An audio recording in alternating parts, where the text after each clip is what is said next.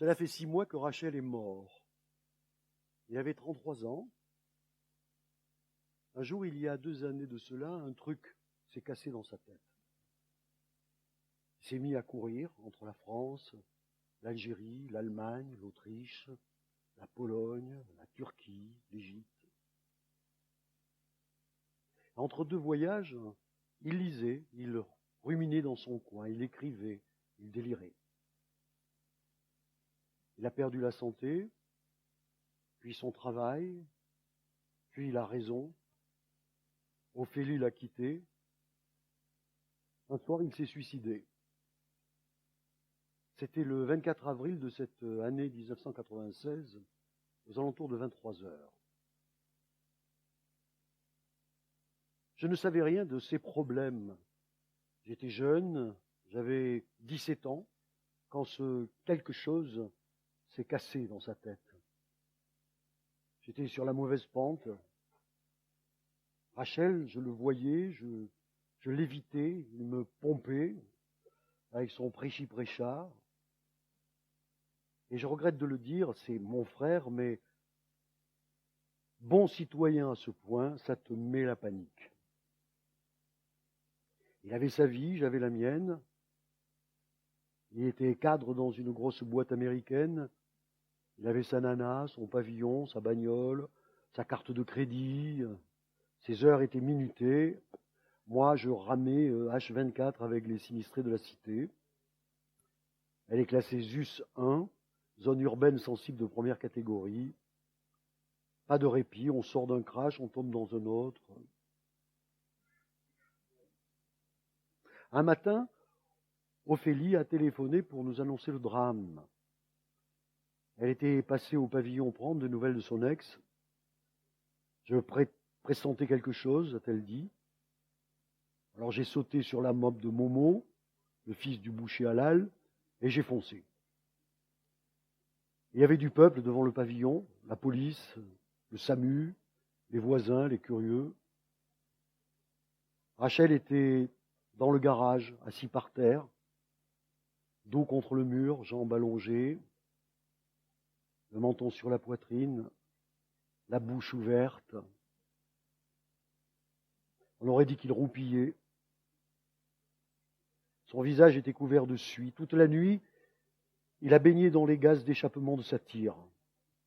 Il portait un drôle de pyjama, un pyjama rayé que je ne lui connaissais pas. Et il avait la tête rasée comme au bagne, ou de travers. C'est bizarre. J'ai encaissé sans broncher. Je ne réalisais pas encore. Toubib m'a dit, c'est ton frère? J'ai dit oui. Il a dit, c'est tout l'effet que ça te fait. J'ai haussé les épaules et je suis passé au salon. Ophélie était avec comme d'hab, le commissaire du quartier. Elle pleurait, il prenait des notes. Quand il m'a vu, il a dit, approche un peu, il m'a posé des questions. J'ai répondu que je ne savais rien. Et c'est vrai, Rachel, je ne le voyais pas. Je me doutais qu'il couvait quelque chose, mais je me disais, il a ses couilles et j'ai les miennes. C'est triste à dire, mais c'est ainsi. Le suicide est une chose assez courante dans la cité. On est surpris un moment, on reste renfrogné un jour ou deux, et puis une semaine plus tard, on n'y pense plus.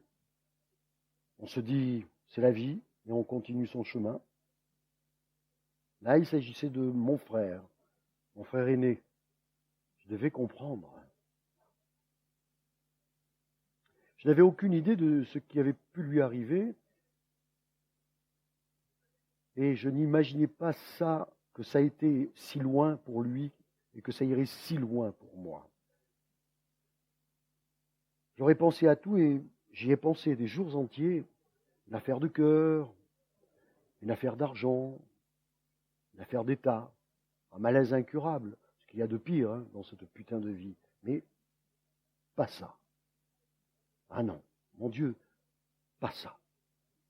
Je ne crois pas qu'une seule personne au monde ait jamais connu pareil drame. Après l'enterrement, Ophélie s'est tirée au Canada chez sa cousine Cathy, qui était mariée là-bas avec un trappeur plein aux as. Elle m'a laissé le pavillon en garde en disant « on verra après ». Quand je lui ai demandé pourquoi Rachel s'était suicidée, elle m'a répondu « je ne sais pas, il ne m'a jamais rien dit ». Je l'ai cru. Je voyais bien à sa façon de trembler qu'elle ne savait pas. Rachel ne disait jamais rien à personne. Je me suis retrouvé seul dans le pavillon, le moral à terre. Je m'en voulais de ne pas avoir été là quand Rachel sombrait dans la déprime. Tout un mois, j'ai tourné en rond. J'étais mal, je n'arrivais même pas à pleurer. Raymond, Momo et les autres copains me tenaient compagnie. Ils passaient en fin de journée, on causait du bout des lèvres en vidant des canettes. On veillait comme des hiboux. C'est là que je suis rentré dans le garage du père Raymond, monsieur Vincent, au bonheur de ses bagnoles, c'est l'enseigne. Payé au tarif apprenti, plus le pourboire. Ça me prenait la tête de rester seul. Le boulot, ça a du bon. Tu oublies. Un mois plus tard, comme Dad a téléphoné au garage pour me dire « passe au commissariat, j'ai quelque chose pour toi ». J'y suis allé après le boulot. Il m'a longuement regardé en jouant avec sa langue dans la bouche. Puis il a ouvert un tiroir, a pris un sachet en plastique et me l'a tendu. Je l'ai pris. Il contenait 4 gros cahiers chiffonnés. Il m'a dit « c'est le journal de ton frère, on n'en a plus besoin ». Il m'a planté le doigt sous le nez et il a ajouté « faut lire ça, ça te mettra du plomb dans la tête. Ton frère était un type bien. » Et ensuite, il a parlé de choses et d'autres qui lui tenaient à cœur, la cité, l'avenir, la République, le droit chemin. Et je l'écoutais en balançant d'un pied sur l'autre. Il m'a regardé, il a dit « allez, tire-toi, va ». Dès que j'ai commencé à lire le journal de Rachel, je suis tombé malade. Tout s'est mis à brûler en moi. Je me tenais la tête pour l'empêcher d'éclater et j'avais envie de hurler. « C'est pas possible », me disais-je à chaque page. Puis quand j'ai eu fini de lire, ça s'est calmé d'un coup. J'étais glacé de l'intérieur. Je n'avais qu'une envie, mourir. J'avais honte de vivre. Au bout d'une semaine, j'ai compris son histoire, que son histoire est la mienne, la nôtre. C'est le passé de papa. Il me fallait à mon tour le vivre, suivre le même chemin, me poser les mêmes questions. Et là où mon père et Rachel avaient échoué, tenter de survivre. Je sentais que c'était trop gros pour moi. J'ai senti aussi très fort, sans savoir pourquoi, que je devais le raconter au monde. Ce sont des histoires d'hier, mais au même moment, la vie, c'est toujours pareil, et donc ce drame unique peut se reproduire. Avant de raconter, quelques informations sur nous. Rachel et moi sommes nés au Bled, là-bas en Algérie, dans un douar du bout du monde, je ne sais où exactement. Il s'appelle Ainded. Dans le temps, tonton Ali m'avait expliqué que ça voulait dire la source de l'âne. Ça m'avait fait rire parce que j'imaginais un âne monter fièrement la garde devant son robinet en se frottant égoïstement la panse. Nous sommes de mère algérienne et de père allemand, Aïcha et Hans Schiller. Rachel est arrivé en France en 1970, il avait 7 ans, et avec ses prénoms Rachid et Helmut, on a fait Rachel, et c'est resté. Moi, j'ai débarqué en 1985, j'avais 8 ans. Avec mes prénoms Malek et Ulrich, on a fait Malrich, et c'est resté aussi. Nous avons été hébergés par tonton Ali, un brave homme qui avait 7 garçons et un cœur gros comme un camion. Chez lui, plus c'est chargé et plus ça roule. Un natif du bled, copain de papa, un émigré de la première heure qui a pratiqué toutes les misères, mais qui a réussi à se faire un nid pour ses vieux jours. Il va sur la faim, le pauvre. Il n'a plus sa tête. C'est un Chibani, il se meurt dans le silence. Je n'ai pas été un cadeau pour lui. Il ne s'est jamais plaint. Il disait en souriant, « Un jour, tu seras un homme. » L'un après l'autre, ses enfants ont disparu. 4 sont morts de maladie, d'accidents du travail. Et les 3 derniers sont dans la nature, un peu là, en Algérie, un peu ailleurs, dans le Golfe ou en Libye, à suivre des chantiers, à courir après la vie. On peut dire qu'ils sont perdus, ils ne viennent jamais. Ils n'écrivent pas, ils ne téléphonent pas, peut-être sont-ils morts aussi. Au final, tonton Ali n'a que moi. Je n'ai plus revu mon père, je ne suis pas retourné en Algérie, et lui n'est jamais venu en France. Il ne voulait pas qu'on rentre au bled, il disait « Plus tard, on verra ». Notre mère est venue 3 fois 15 jours qu'elle a passé à pleurer. On ne se comprend pas, c'est bête, hein. Elle parlait berbère, alors qu'on baragouinait un pauvre arabe de banlieue et un allemand de bricolage. Elle en savait très peu et nous n'avions que de vieux restes décousus. On se souriait en répétant « Ya, ya, gut, la baisse, azul, ça va, no, cool, what ». Rachel est partie une fois au pays, c'était pour me ramener en France. Le père n'est jamais sorti de son village, c'était bizarre, mais les histoires de famille, c'est toujours bizarre. On ne les connaît pas, donc on ne fait pas attention. Après le lycée, où il a fait l'allemand par esprit de famille et anglais parce qu'il le fallait, Rachel a rejoint une école d'ingénieur à Nantes. Moi, je n'ai pas eu cette chance. Je n'ai pas été plus loin que le CM2. Ils m'ont collé une histoire sur le dos, le casse d'un placard du Dirlo et renvoyé de l'école. Je me suis fait ma route, la traîne, les petits stages, les petits boulots, la revente, la mosquée, le tribunal. Avec les copains, nous étions comme des poissons dans l'eau pour naviguer au gré des courants et des envies. Parfois, on est attrapé, mais le plus souvent relâché aussitôt. On en profitait avant l'âge légal de la tôle. Je suis passé devant toutes les commissions et à la fin, ils m'ont oublié. Moi, je ne me plains pas. Ce qui est arrivé est arrivé. C'est le destin, le mektoub, comme disent les vieux arabes du quartier. Entre copains, on se dit des choses comme ça. La diversité est un bon maître.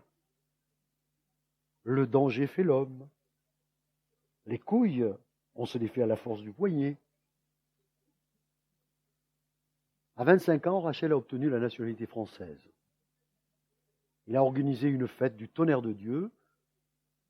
Ophélie et sa maman, une mordue du Front National, n'avaient plus de raison de retarder le mariage. Algérien et allemand, mais français quand même, et ingénieur en plus, ont-elles dit à ceux qui voulaient savoir. Encore une fête. Il faut dire que Rachel et Ophélie, ça datait de l'enfance. La mère Vandal a s'est pourchassée et a bien vu comment il grandissait dans le sérieux et la politesse. En plus, il était plus blond, avec des yeux bleus que Ophélie, qui était châtain, avec des yeux noirs. Le côté allemand de Rachel, dont il a hérité en entier de notre père, et le côté abeille d'Ophélie, on fait le reste. Leur vie était du papier musique. Il suffisait de tourner la manivelle. Parfois, je les enviais et parfois, j'avais envie de les tuer pour abréger leur souffrance. Je les évitais pour garder de bonnes relations. Quand je passais chez eux, ils lorgnaient autour d'eux comme si une tornade approchait de leur nid. Ophélie me devançait partout où j'allais et repassait pour vérifier. Après sa naturalisation, il m'a dit « Je vais m'occuper de la tienne, tu ne peux pas rester comme ça un électron libre. » J'ai haussé les épaules, m'en fous, fais comme tu veux. Ben, il a fait. Un jour, il est passé à la cité, a fait signer des papiers, et un an plus tard, il est repassé pour me dire « Bienvenue parmi nous, ton décret est signé. » Il m'a expliqué que son patron nous avait pistonné en haut lieu. Il m'a invité dans un grand restaurant à Paris, du côté de Nation. Ce n'était pas pour fêter mes papiers, c'était pour me lire les devoirs qui vont avec. Alors, à peine le dessert avalé, je lui ai dit ciao. Je me suis arrangé avec M. Vincent. J'ai pris 1 mois de congé payé. C'était chic de sa part. Je n'avais bossé que 3 jours par-ci, 5 jours par-là, et pas même fini la bagnole sur laquelle j'étais. Il m'a bien couvert auprès du social de la mairie qui raquait pour mon stage. J'avais besoin d'être seul dans mon trou. J'avais atteint ce stade où on ne peut supporter le monde que si on se sépare de lui, et qu'on se perde dans sa peine. J'ai lu et relu le journal de Rachel. C'était tellement colossal, tellement noir, que je n'en voyais pas le bout. Et tout à coup, moi qui avais horreur de ça, je me suis mis à écrire comme un dingue. Puis j'ai commencé à courir dans tous les sens. Et ce que j'ai subi, je ne le souhaite à personne.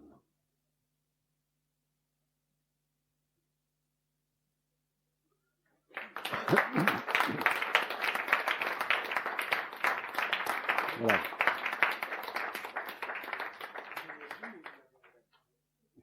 Voilà. Alors il faut lire la suite, hein, bien sûr, parce que c'est la suite qui est la plus importante. Mais nous n'avons que 20 minutes, donc je m'arrête là. C'est à la fois terrifiant et horriblement actuel. C'est écrit d'une façon magistrale, vraiment. Merci Christian de m'avoir fait découvrir ce livre, parce que je ne le connaissais pas. Et vraiment, je l'ai dévoré, ça, vous ne le lâchez pas, vraiment, c'est extraordinaire. Voilà, je crois qu'on va écouter la voix de Boualem Sansal, et ensuite je vais me plonger dans Michon. Voilà, je vous souhaite une bonne continuation.